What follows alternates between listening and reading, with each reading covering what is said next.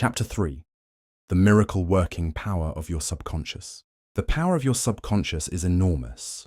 It inspires you, it guides you, and it reveals to you names, facts, and scenes from the storehouse of memory. Your subconscious started your heartbeat, controls the circulation of your blood, and regulates your digestion, assimilation, and elimination. When you eat a piece of bread, your subconscious mind transmutes it into tissue, muscle, bone, and blood. This process is beyond the ken of the wisest man who walks the earth. Your subconscious mind controls all the vital processes and functions of your body and knows the answer to all problems. Your subconscious mind never sleeps, never rests. It is always on the job. You can discover the miracle working power of your subconscious by plainly stating to your subconscious prior to sleep that you wish a certain specific thing accomplished. You will be delighted to discover that forces within you will be released, leading to the desired result. Here, then, is a source of power and wisdom which places you in touch with omnipotence, or the power that moves the world, guides the planets in their course, and causes the sun to shine. Your subconscious mind is the source of your ideals, aspirations, and altruistic urges. It was through the subconscious mind that Shakespeare perceived great truths hidden from the average man of his day. Undoubtedly, it was the response of his subconscious mind that caused the Greek sculptor Phidias to portray beauty, order, symmetry, and proportion in marble and bronze. It enabled the Italian artist, Raphael, to paint Madonnas and Ludwig van Beethoven to compose symphonies.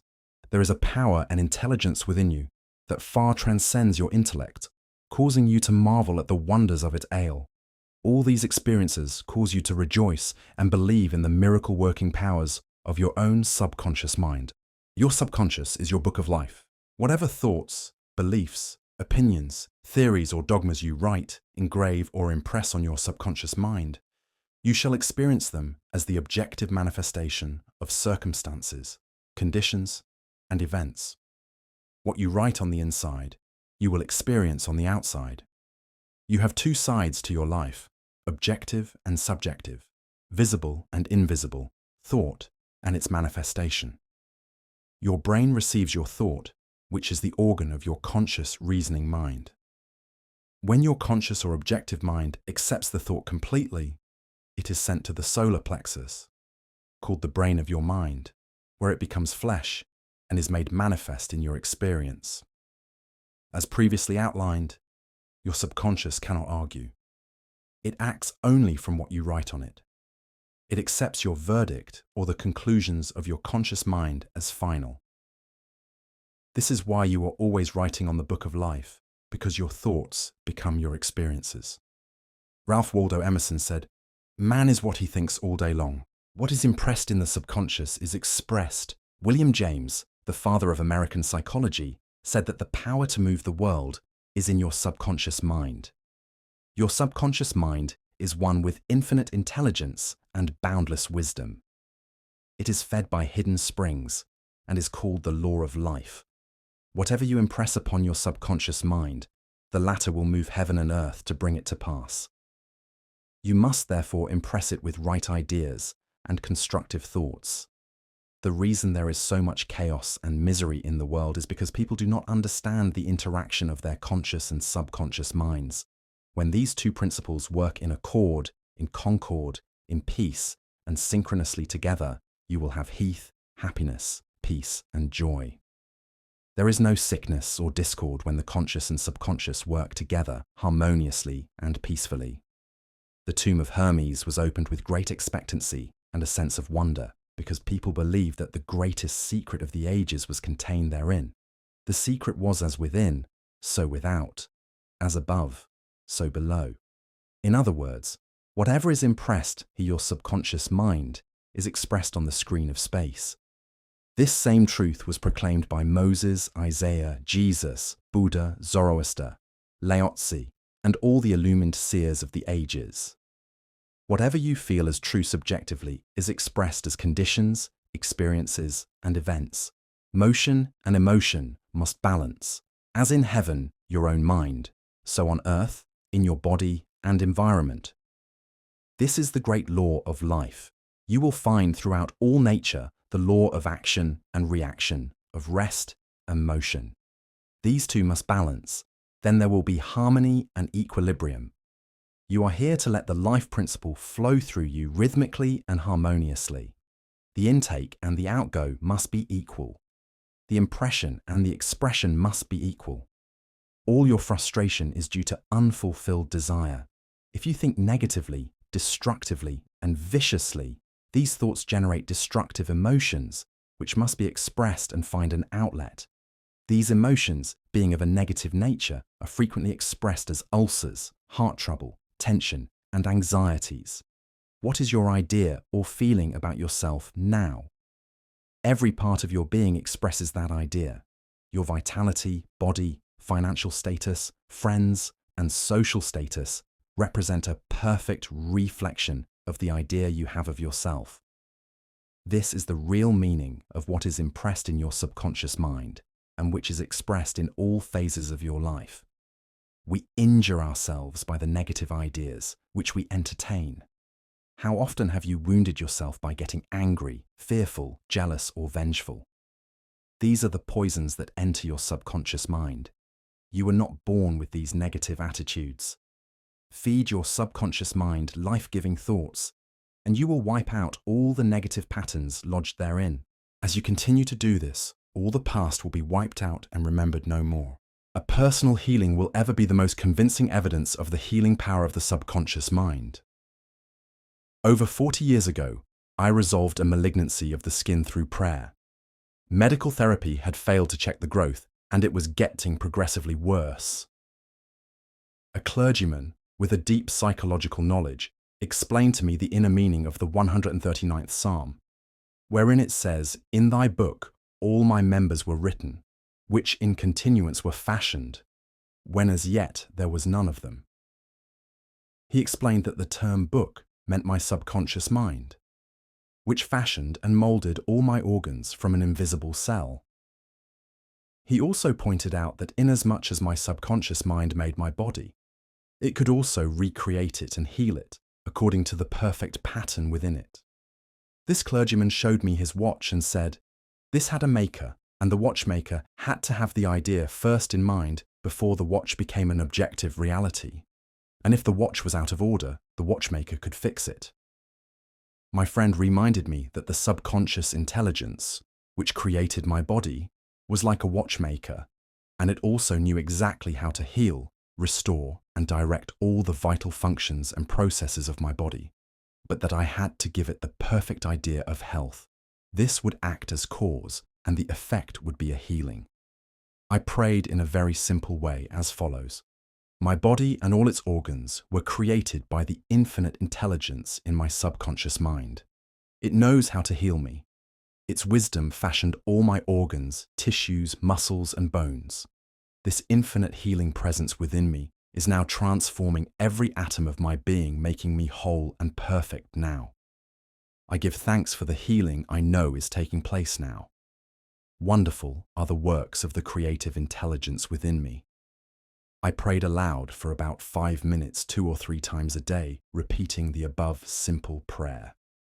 In about 3 months, my skin was whole and perfect.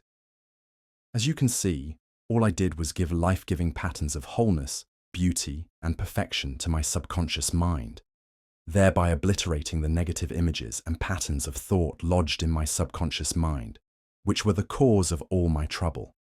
Nothing appears on your body except when the mental equivalent is first in your mind, and as you change your mind by drenching it with incessant affirmatives, you change your body. How the subconscious controls all functions of the body.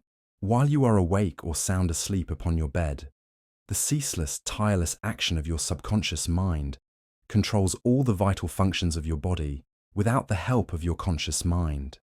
For example, while you are asleep, your heart continues to beat rhythmically, your lungs do not rest, and the process of inhalation and exhalation, whereby your blood absorbs fresh air, goes on just the same as when you are awake.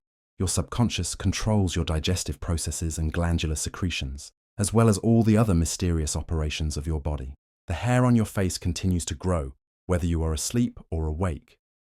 Scientists tell us that the skin secretes much more perspiration during sleep than during the waking hours. Your eyes, ears, and other senses are active during sleep. For instance, many of our great scientists have received answers to perplexing problems while they were asleep. They saw the answers in a dream.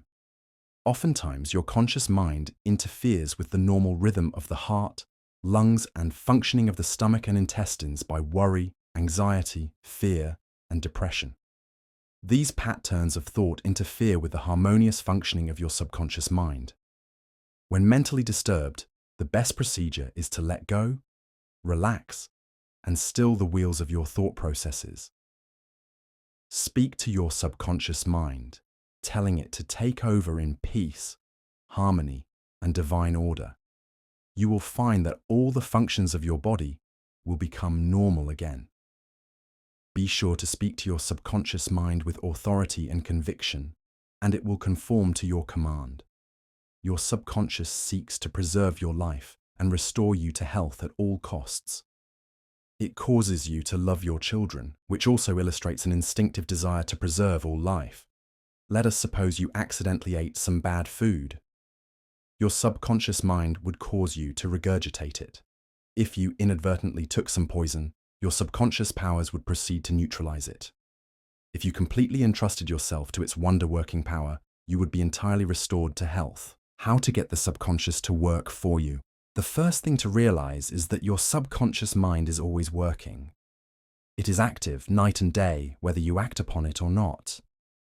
Your subconscious is the builder of your body, but you cannot consciously perceive or hear that inner silent process.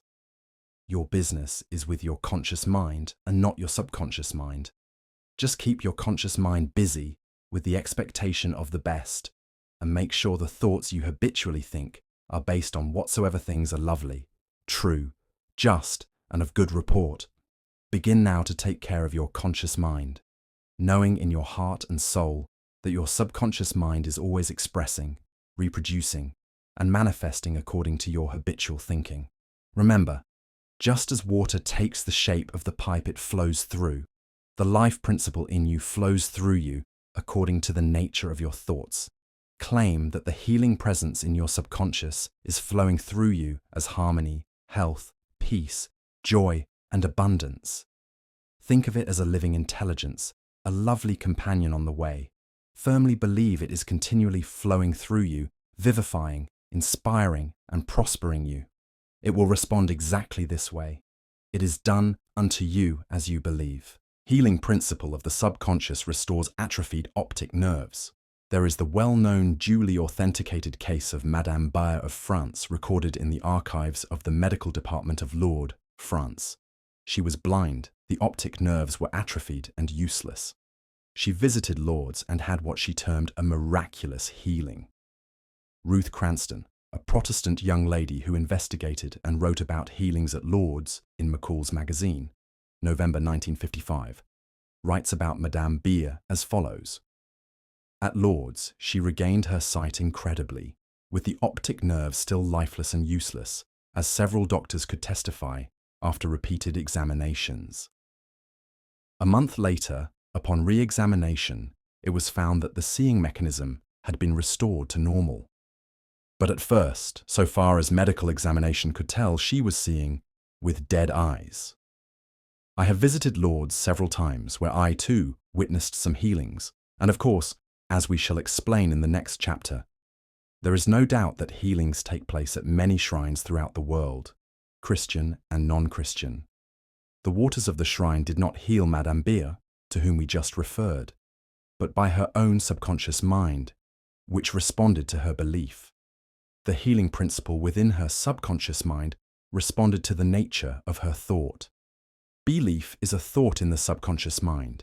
It means to accept something as true.